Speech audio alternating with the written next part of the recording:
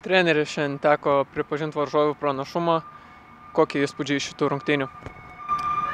Tai iš tikrųjų teko pripažinti Gintros pranašumą. Šiandieną tikrai reikia pasveikinti viešnių komandą su pergale. Šiandieną tikrai Gintra pusė žingsnio daugumai situacijų tikrai lenkia mus. Žaidė daug, kombinavo, žaidė kombinacinį futbolą, mums buvo labai sunku. Bet nesu nusivylęs tuo rezultatu, ypač antram kėliny.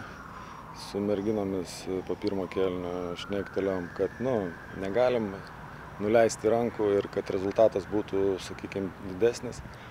Tai antrų kėlinių aš esu patenkintas. Praeitas abiejų šių komandų susitikimas baigėsi lygiosiomis. Ar prieš rungtynės tikėjotės, kad galbūt pavyks labiau pasipriešinti?